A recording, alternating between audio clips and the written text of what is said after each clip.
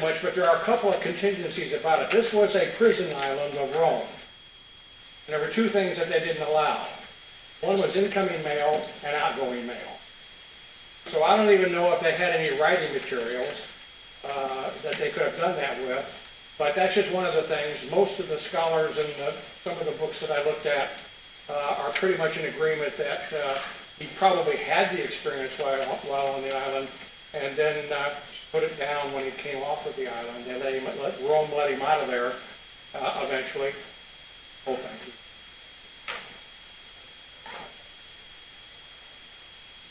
And so I wanted you to know that. I wanted you to know where those towns were, those churches. They're where Turkey is today. Okay, it was called the Asia Minor at the time. And a lot of them are right on the coastal area right here on the Aegean Sea, and this area here. And so I wanted you to see where that was in relationship to the Mediterranean Sea here in Egypt and Italy and all of that, and where Russia is at. And every day we want to know where they are, right? So this map here. Well, if we were to put the Ukraine in there, we would be putting it below Asia Minor, but I didn't put it in there because a lot of countries that were about this subject didn't get put in there. Okay, then I included a map, which is a little scaled down version of what we have here. We're going to talk about this. I'm going to refer more to that than I am to this. But if we were to take that little dot right here and make that Independence, and we know from the Doctrine and Covenants 57 that the center place was designated quite clearly by name as Independence, Missouri. And then you say the center place of what? Well, when you start to find out about it and read about it, you know it's the Holy City. So if that is the center place exactly, and we're full bloom all the way out as it's described in Revelation, these would be the outside boundaries.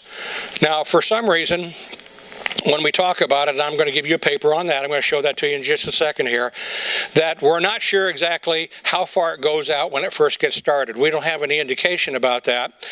There may be something in a testimony somewhere that I haven't read, but I haven't found anything in the scriptures, but it does say that it will grow and get larger, but not larger than what we see in Revelation, but larger as it continues to grow and more people are coming in.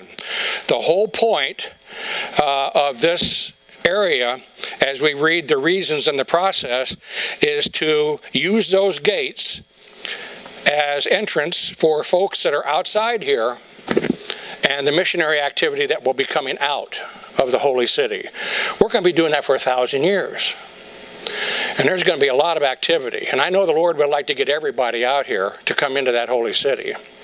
But we know from reading this and reading in Revelation that that's not what happens.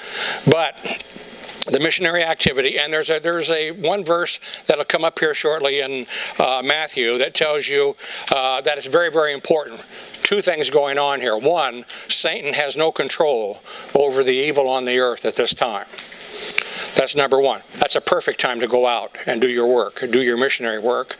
And number two, in Matthew, it clearly states that when that outreach program is finished and the gospel's gone into all the world, then the end will come, or the destruction of the wicked.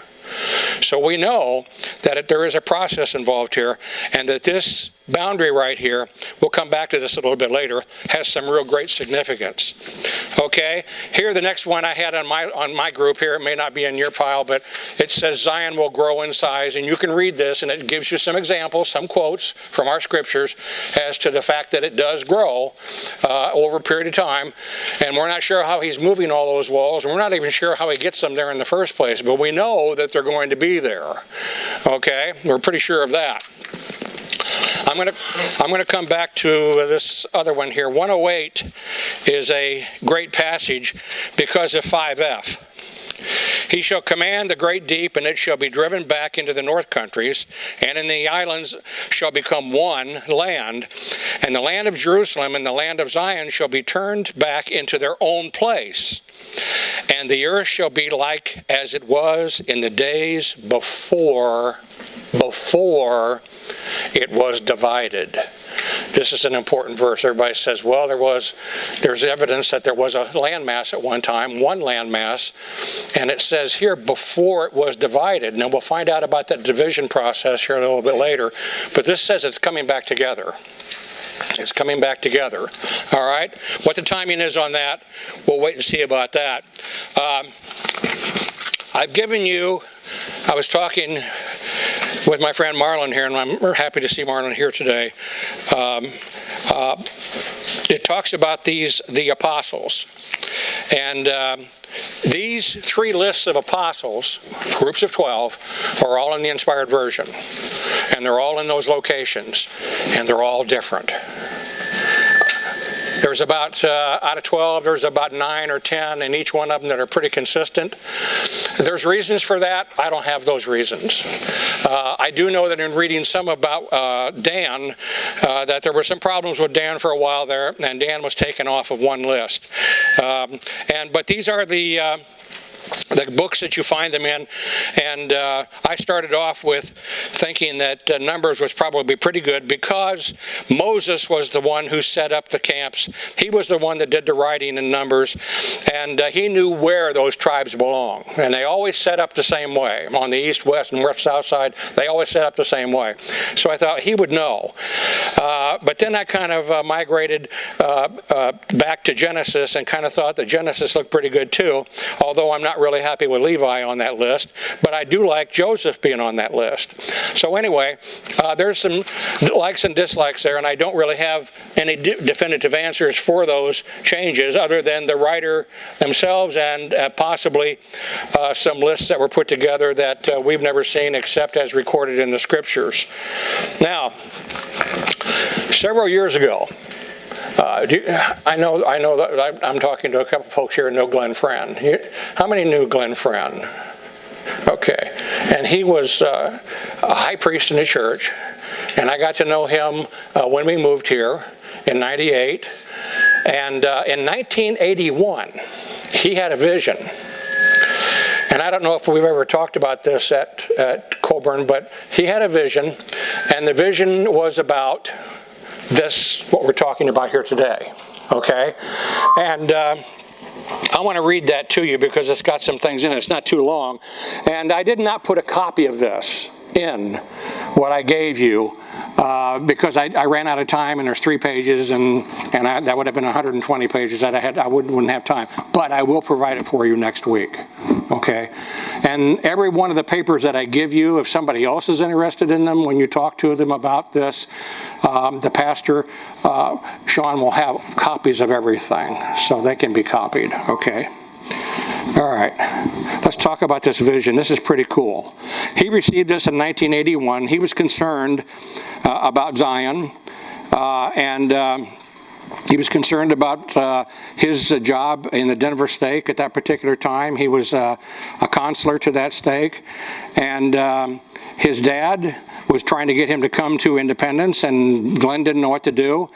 And he was concerned about whether he should leave Denver and come all the way into Independence. He wanted to at some point, but he didn't know for sure if that was the timing. He had this vision. I'm getting a lot of play here. Am I too close to this, or? Here. Hey, maybe is it this? Oh, I don't know if it is or not. I'm getting WMBD on here.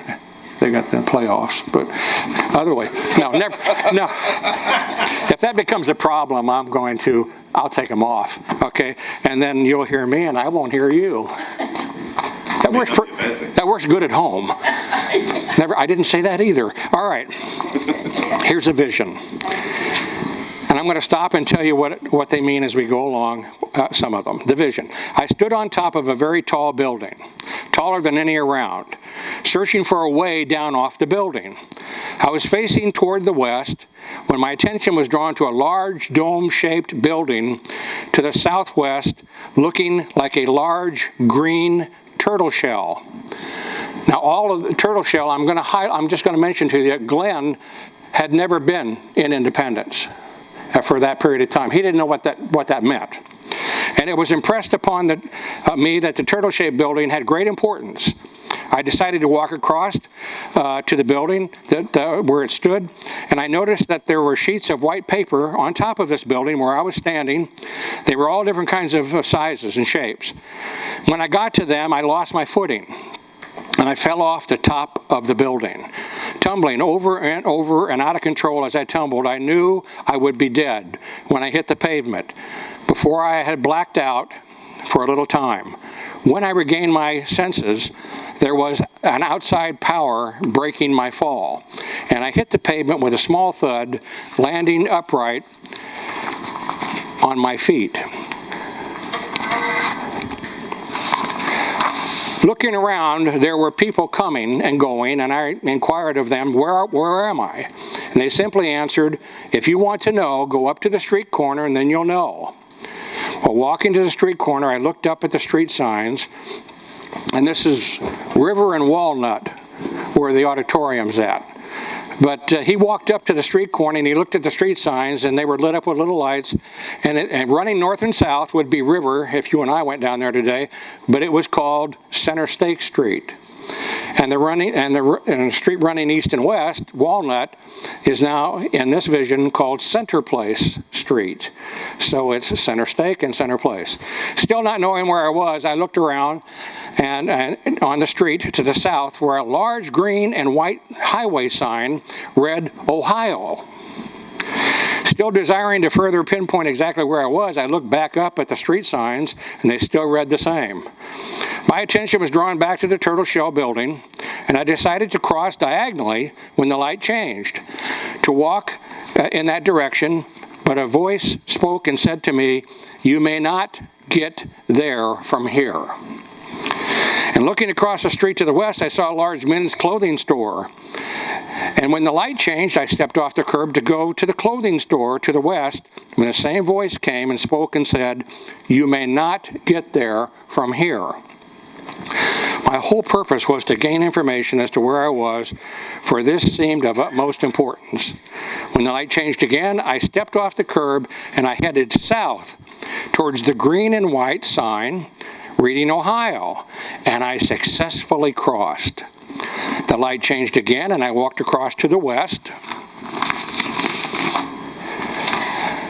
And the light changed again and I walked across to the north, and I entered the men's store. There was a man there, and he looked at me, and he was telling me that he had a 3-piece dark suit for me. He gave the exact size that I wore, the exact shirt size that I wore, and I immediately informed the man I did not come to purchase a suit, but to find out where I was.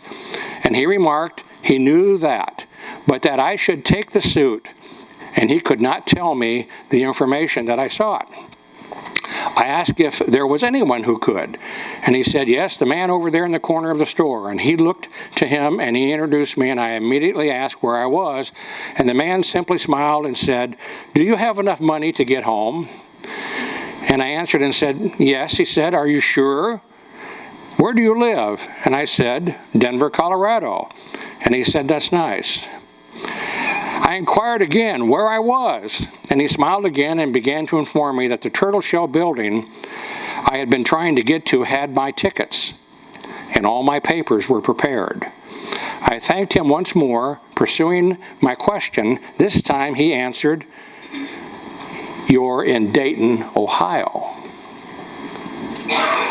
I thanked him very much and began to pursue my journey when he called me and said 3 times very emphatically, "Remember, remember, remember, the south city limits of Dayton and the north city limits of Denver are in a straight line, east and west of each other, and the street outside running east and west, named Center Place, runs all the way between the 2 cities." And I thanked him, and the vision closed. Now, that's kind of an interesting bit of information there. There's quite a bit of information there. But I wanted to explain one more thing that was in here that I just saw that fell out here. This is somebody's idea, and I'm not saying that it is exactly what the idea is for the one landmass, but various scientists from different directions have come together and put all the pieces together. Now, if you look at a world map And you can see where Africa looks like it fits pretty much right in to America. The major bubble on the front of Africa would fit right in here. It's pretty interesting. And some interesting things they did there. And one of those things that they did there was they thought, if they were together, we should know. And this is what they did. Whenever they're doing geological searches, they'll do these cores. They call them cores, 25 feet, 50 feet, 100 feet. The ones they used on this occasion, they were at 50 feet. And they went down and they put them at various places along the coastal line here. I think they did a half a dozen. Then they went to Africa. And on the bubble on the front of Africa there, where it tapers off to the end and comes up around where Egypt is, they did them all along the coastline of Africa, 6 more. And when they did them, see, we do USA here and Africa, okay? And so they started finding things at a certain level, bones. They found places where there had been floods of one kind or another. Do you see where I'm going with this? There was a storm apparently at another time. There was an earthquake here where rocks were changed in direction. There were certain kinds of elements that were at this level that were at no other level. If our country was always split, if our world was split up like it is now, this is impossible to do. You can't have 2 existences going on at the same time and have them be identical. But they were. And the finds that they had done other places, trying to find out where Australia fit in and where South America was, some of them were good, some of them were not so good. But again, there were a lot of ideas as to exactly how those units went together, but they were almost all certain that Africa came in there just like we see it, and just like those core samples that give examples to. So I give you this, and you can kind of see how everything's squished together, but that's just one example, and it may or may not be the one that will work for you. Okay, let me find the rest of my notes here. Had all that together, there. Okay.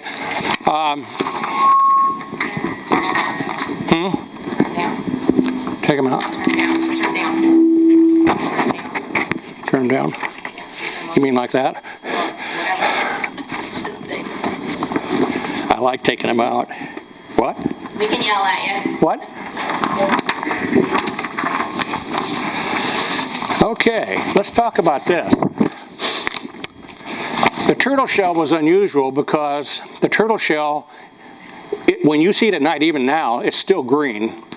And when the pilots used to come to downtown Kansas City to land, instead of going out here, way out here where they are now, they would use the top of the auditorium as their focal point for one of the runways, and they called it the turtle shell. When Glenn received this revelation in '81, he didn't have any idea that that's what the name of the top of it was. Okay, I don't know what I'm getting here.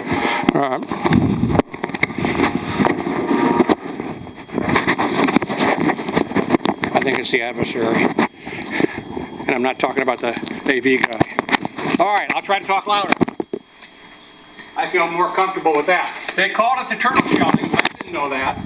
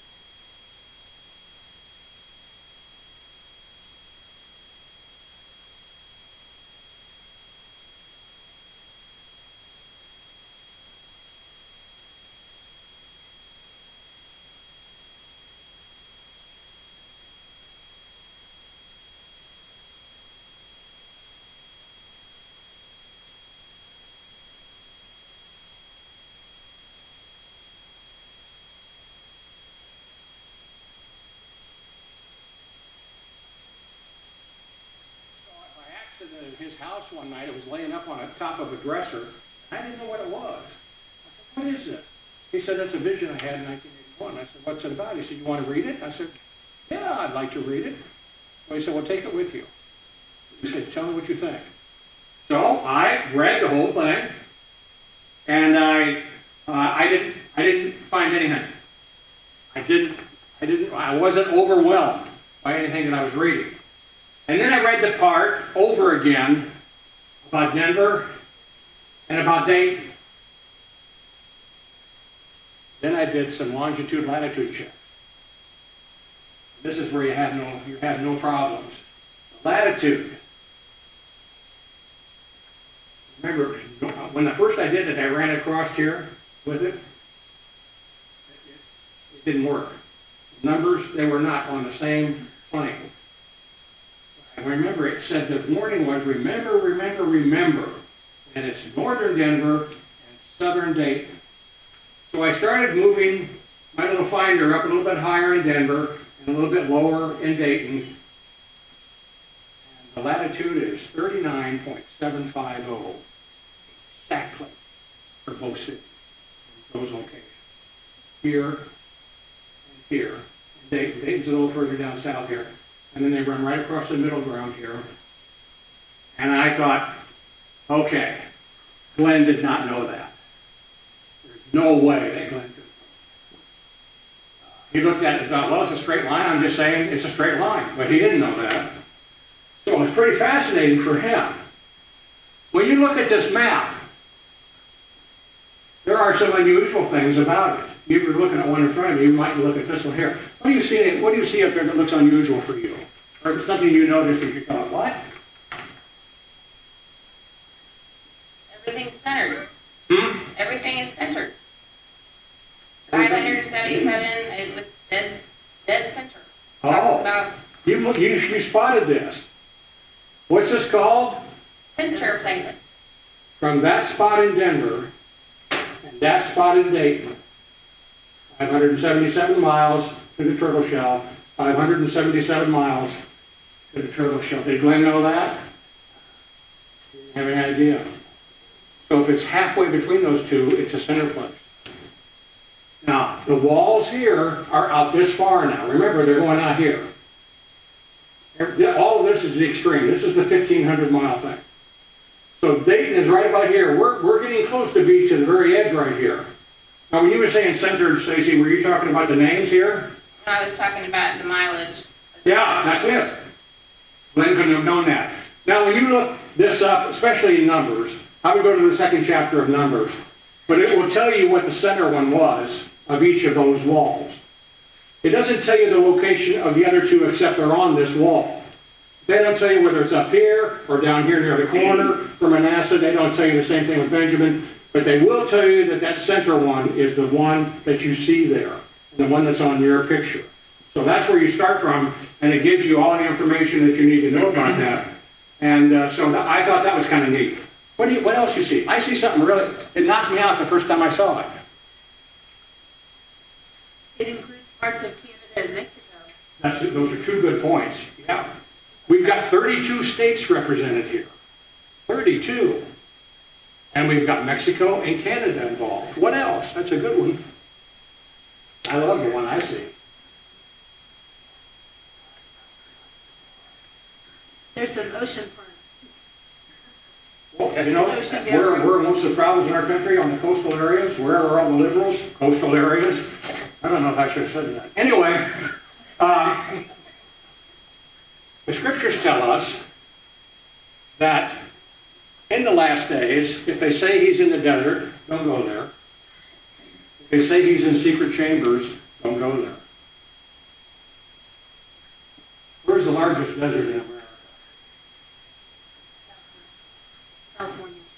Nevada, Utah. Largest desert in America is Salt Lake.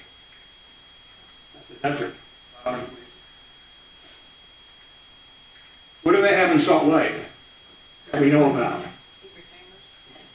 Secret chambers. Now, is this all a coincidence? They say he's in the desert, don't go there. They say he's in secret chambers, don't go there. What is left out? outside the holy city, Utah. Look at this. They're almost right on this state line. It's like Colorado, you're okay, Utah, not so much. Okay? I found that really interesting. And from this point right here, this is outside, it's exactly 1,500 miles to the 750 miles to the center place. Another 750 going this way. I found that very interesting. What else do you see? Kirtland's included here by a pretty good margin. There's just a little touch of Pennsylvania, and when you put this down a little more accurately than I have, you get this little tip of New York right here, which it's part of the 32 states. Anything else that you see? I find another one pretty interesting.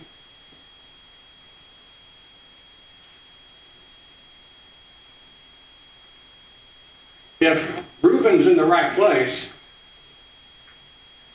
his door is in the Gulf of Mexico.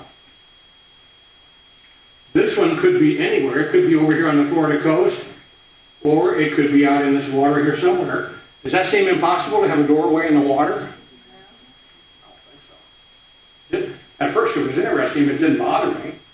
Because a door is a door, a way to get in is a way to get in, and other than us seeing a big, old, huge wall around this, we're going to have a doorway somewhere in here for Simeon, and we're going to have another doorway right here in the middle for Reuben, then another one over here, Gad, probably in Mexico. It could be in southern Texas, we don't know for sure, or it's going to be somewhere over here in Mexico.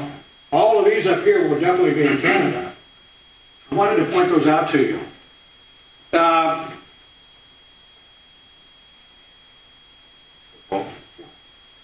So, what that tells me is it's very likely that those national and interstate borders are not going to exist. As we know them now anyway. Oh. Because there's no, for the sake of argument, let's call it a United States city. There's no way Canada and Mexico are going to allow us to expand territory across their borders. They don't have the same immigration policies we do. But so, and then gotta go back to something you said last week about, I can't remember the reference, about there being no more sea. I kind of equate that to the lands coming together. So those two may not be in the water after all. That's a good point. That's a good point. And we don't know the timing on this. Right. Because if the Lord's going to set this up as quickly as he could, I mean, it could already be there. We just don't see it. But if he wanted to set this up tomorrow, if he could do that, the United States would still be sitting there with those two areas. And but it tells us clearly that when we look back at the 108.5 D and F, it's going to go back to the way it was before it was divided. So it could start off like this. There could be a changing of all of this to make it. We've still got a center place, though. We've got one designated here, so it makes it kind of interesting to see this. But we know that there are good folks here in these areas, but that's what these doors are for, and that's what this missionary activity is going out, because they're out here, and they've got just a few things that are troubling them, and they spend maybe a month or two with them. They've got 1,000 years to get this done, and then they bring them back through that doorway. That's why at that doorway there's an angel there. Because it doesn't let anything evil inside. Nothing comes inside that's evil. Makes that clear in the scripture. We're coming to that in just a second. Stacy. I was just going to say, based on what Andy said, based on scripture, based on the map, we understand that it references now Independence, Missouri as a center, but nowhere does it say during the 1,000 years that it will even be recognized as the United States that we understand now. Right, That's exactly, right. For this to happen, for God to govern, we have to be willing to set aside man's government can't exist inside the city. Right, exactly. So this land, even the states, as they're divided, what we're talking about, what states are out, what states are in. I mean, technically, we don't know, but it's possible. I mean, none of that will exist in the way that we understand it now. It could all literally just be land masses under God's government, period. That's it. That said, though, it is a very, very useful reference for us now because we are puny minded. Oh, well, yeah, right, and we see it the way we see it, That's good. Those are good points. When we talk about the holy city here, we're talking about the gathering. You can read that in many places about the gathering. That tells you that it's going to happen. And I kind of like, Matthew 24 is one of my favorites on it. He goes out in the four quarters of the earth, and he gathers his people from all over the earth. They're going to be outside of this area. He's going to bring them in, and they're going to be a part of this. The priesthood endowment is going to take place. There's going to be no question about that, whatever that means, whoever's involved in that. We know that that's going to happen because this holy city is not going to allow anything, God's not going to allow anything to come in there. In fact, it tells you, and I'm jumping ahead of myself here, that when you read in Revelation, the moment that Satan gets out of that pit, he gathers from the nations, the evil people, they surround the holy city. It says they surround it. So if it starts off kind of small here, that's going to be a lot of people. The bigger this gets, it's going to get a whole lot bigger. There's a whole bunch of these people that fall into this category. He's going to be gathering them from everywhere else in the world. They're going to come against this. And it says, God destroys them. He destroys them. They have no place there. He's not going to let anything happen. So we're not worried about them getting in there. What we want to have come in are those that are outside of that city, that the missionary is going out, would be talking to them because there's still questions that they have in their hearts. And since the gates are never closed, it tells us you can go in and you can go back out again if you want. If you're in there for a while and you go, I don't know, go back out again. You could probably do that 100 times in 1,000 years, and the Lord wants you in there on the last day. He knows what's in your heart. He knows that. We don't worry about how many times we've done that, as long as when we do it, and we finally have done it, that we're sincere in our hearts about that. And hopefully, you're thinking about you'd like to be in there when he gathers from the four quarters of the earth. And we don't have a laundry list of all the qualifications of those that are going to be in there, but we do know that we probably could think of someone right now in our mind that would probably be in there. Someone in our family, someone that we know in the church. We know of different people. We know that that's going to be an area that's going to be a question, but we're not going to worry about it because the Lord's in charge. And the angels that are at each one of these gates are not going to let anyone in there that's going to have to walk that 216 feet from the entrance of that doorway to get into the holy city itself. Okay? Now, I let that trouble me for a while, and I believed everything that I read that Glenn had in his vision. But I was concerned about the gathering and those doors. And it really kind of bothered me a little bit. And I wasn't absolutely sure. Where's my hotel?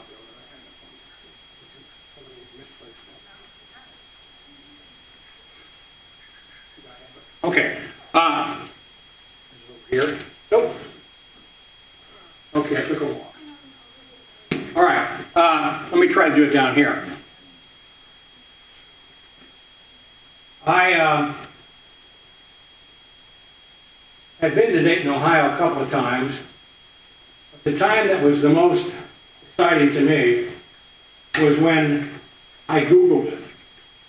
I wanted to see, thank you. I Googled it and I wanted to see what that looked like. Now, I knew exactly, when it talked about the distance between these two, 577 miles. I know exactly here in Ohio and in Dayton, I know it's right about there, and I know what the latitude is. I know where it's at. Okay?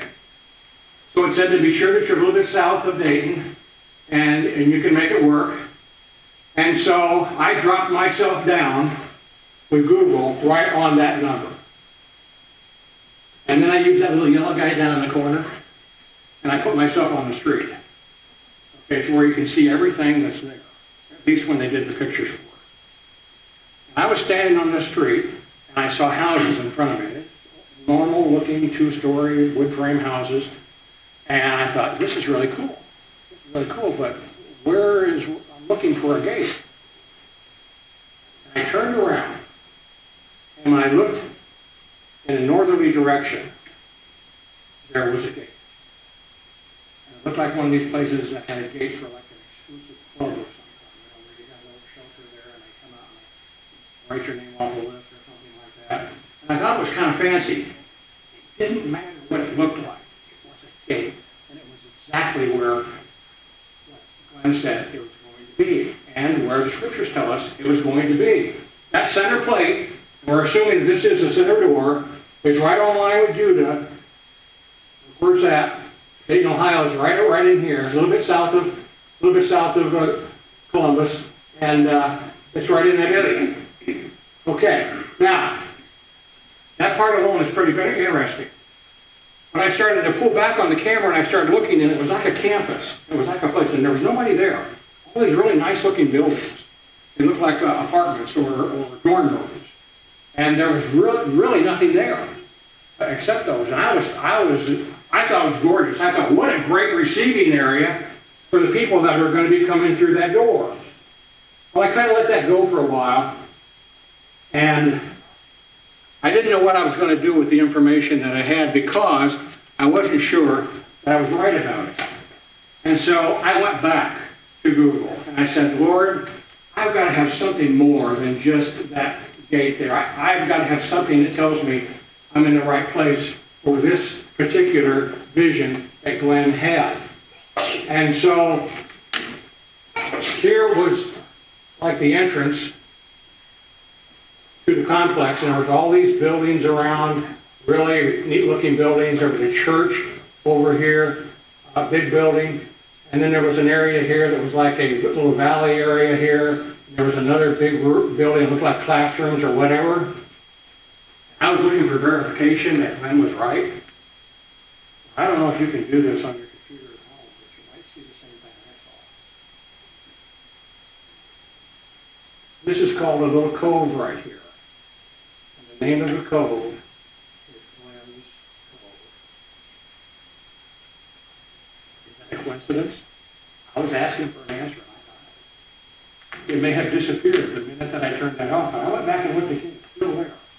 So if you were to Google around Dayton, Ohio, and use this as your latitude, and start looking a little bit on the eastern edge of town until you're right on this right here, and see if you can find that little complex. I can help you if you have trouble with it. I found that interesting. Okay, now, when the Lord starts to gather his people, he's going to bring them into the holy city, mortals. Who's going to be in that holy city with him? Immortal. He's bringing paradise with him. Eventually, Phoenix City is going to be there also. And he's bringing them all into that holy city.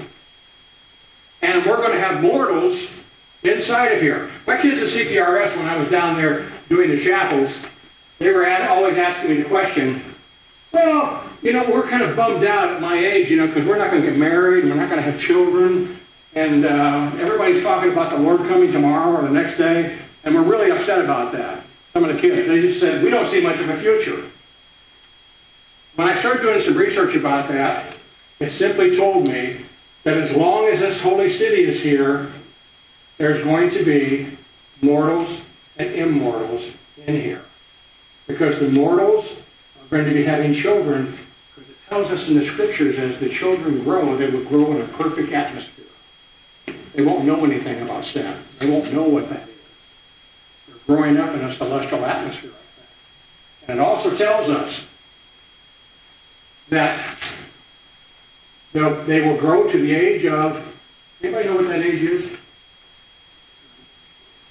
What? Wait a minute. 72, the age of a man. I'm going to give you those words. Because you don't have this paper.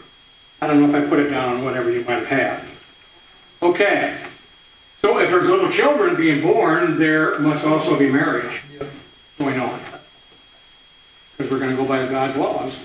So there's going to be mortals, the immortals, and that little process called twinkling. That's what the scripture says. They use that word twinkling. When you hit 72, twinkle, you're immortal. No more pain of any kind. No more worries about death. No more worries about any concerns that you might have. All mortals will be twinkled. Doctrine and Covenants, 98, 5F. Okay? section 57, we know that's at Center Place. The walls are 216 feet thick. There's 1,500 miles from one side to the other. There are 12 gates that are always open. All of the gates have a giant pearl. I don't know about that. I haven't found anything more than it just says something like that. That represents that gate. The name of the tribe will be written there above the entryway. The angel will be standing there. Okay. I'm going to give you another reference on this, the age of man. It's 3rd Nephi, 13th chapter, 12, 13, and 14. Now 14 is where it's going to tell you that it's 72. Okay, the age of man. I'll tell you that right there. You can't find it. It's really a hard thing to find, but that's where you can find that. The purpose of the holy city. What is the purpose of the holy city? Who's got a good idea?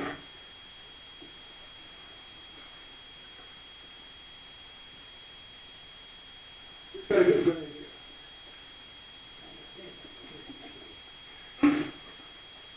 What's the purpose of the holy city?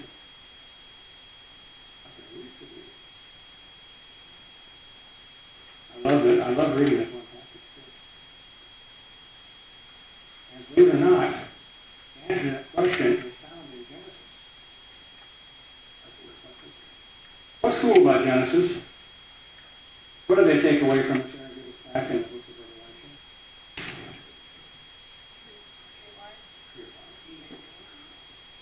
Anything else? City of Enoch. Well, there's a point. There's a point. Okay. I'm in the 7th chapter of Genesis. I'm going to 70. Now, you've heard this verse before, but maybe you haven't heard this one part before, or like thought.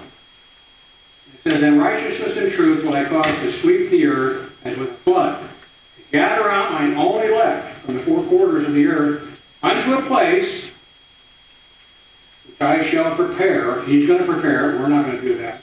"The holy city, that my people may gird up their loins and be looking forth." This is what Jesus is talking. Looking forth for the time of my coming. So there must be, when I read that, I think, okay, when this holy city is established, it's not going to be after his glorious coming in the second coming, because number one, if that is his glorious coming, we don't need those walls. And number two, there's not going to be any demons or elements out here that are going to be bad. And we're certainly not going to lock up Satan for 1,000 years and then bring him back out again after, I don't know. So I think, this is my opinion now, when I read this, it sounds to me like that there's going to be that holy city, and one of the purposes of that holy city is to prepare for his coming in glory. Okay, I think you can have your own opinion about that, and that's fine. And but I kind of look at it like that, and I read that, and I said, he's talking about something there. I'm not sure, but it's something about a coming, and we know that the second coming is so important. Let me see what else I've got here. Of course, Matthew 24, I mentioned that about once the gospel goes into all the world, the end will come, and it can only happen during that 1,000 years because it certainly isn't happening now. What are the Russians doing right now? They're killing Christian people.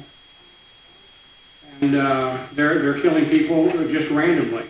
If you go to certain places in Africa, I always feel for the missionaries over there, especially the folks that are from here. There's a lot of places there that are really bad. And there's places in China that you can be seen with a book. That's a scriptural book or a church book. You're in serious trouble. There are a lot of places that it's not allowed. And it's not going to be allowed until the Lord's in charge. And when he's putting that city together, and the missionaries are going out, who is not in charge? Locked up. This is a perfect time for this to happen. We can't do it now. We're trying and we're doing it. We're doing marvelous work. We can't do it all. It'll all be done. It'll all be done. And then he says, the end will come. Okay. The Holy City for us is a place of protection. I'm going to read a verse here, part of a verse here in just a second. And once Satan is released, he will organize. He goes out and he says to deceive the nations.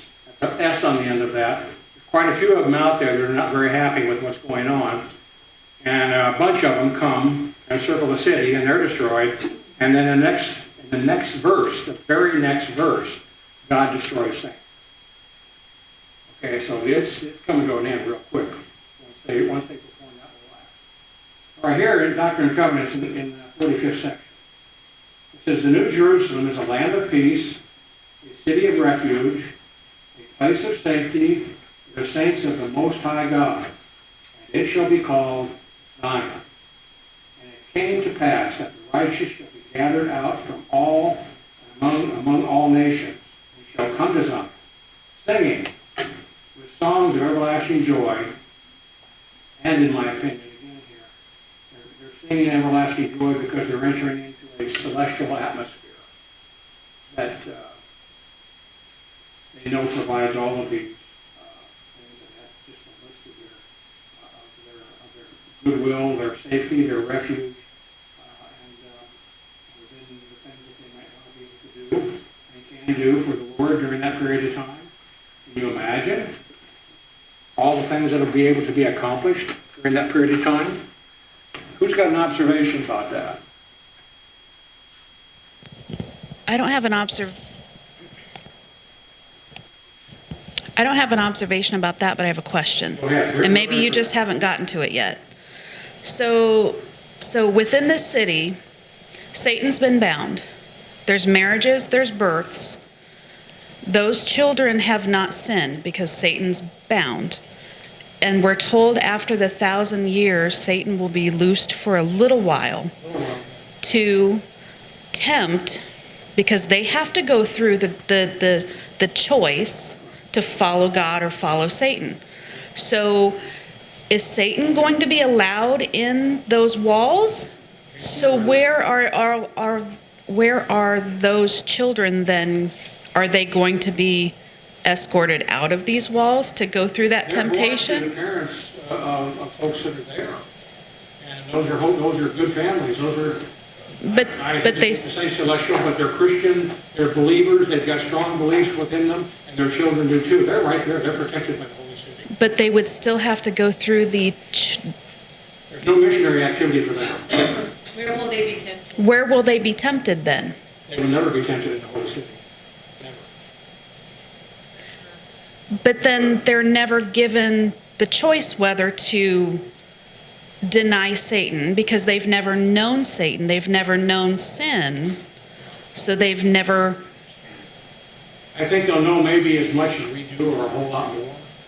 But I think that there'll be classes when they start to get to an age where they'll be able to understand what's going on. But they've never They'll be taught all of those kinds of things. But they've never had... It's a good question. They've never been put in a position to make a choice. Right, The doors are always open. right. But The isn't doors that to the the Holy point of City are always Satan being open. loosed for a little bit in order to tempt them so that they can make that choice? Because if they've never had Satan tempt them, then have they really made a choice? They know all about him. But have they really made a choice? So the Doctrine and Covenants does say that he'll be loose so they can know the better price. They have to be tempted. So at some point, So at some point, It's they probably have, no different than letting go of the rod of iron in the vision that Lehi had, right? I mean, Nephi and Lehi in the vision were standing on the hill, begging those to come, and then you had I'm referencing the video at this point, right? The video, whatever. But the boy, the 16-year-old in particular in the video, was like, I don't need this rod, I don't have to hold on to this rod, I'm not a baby. And it kind of makes it seem like, even though he's right there and he can see the vision with Lehi, he's still let go. So what if it's somehow, some way like that? In a sense, there's all this going on out here that seems exciting, bells and whistles. I mean, we don't know, right? But what if it's like that? What if it's like that where they're drawn They could go out. and they could leave? I got Jake first. Okay, I got a couple of thoughts. One is that we know that there's a people without of the city that the ministry still has to go to. And we know that Satan is bound during this ministry, but agency still exists. So the spirit of man to deny God still exists. We just don't have the ultimate deceiver putting in his 2 cents. So we got to understand that the world in it, and he deceives those people that are without to war against, because we have multiple scriptures through the Book of Mormon, Doctrine and Covenants, and even in Jeremiah that says, woe unto those that war against Zion. So we know that there is a people that Satan tries to get to come up against the city. They don't stand a chance. God destroys them and so the spirit of man still exists. Agency still exists, but the deceiver is bound. So we still have the choice, just like Adam had the choice. And so maybe when he's released, it's nothing more than the whisper that went forth in the garden. So the other thing that I want to throw in, just because I got it, and then I'll let you have everything back, is in the Gulf where you see the water. Yeah. In, I think it's 3 Nephi 4:29, it talks about the city of Moroni when Christ comes upon the earth to the people here, that it was taken into the depths of the sea, in my words. So we don't know that might not be land that sunk down when Christ came.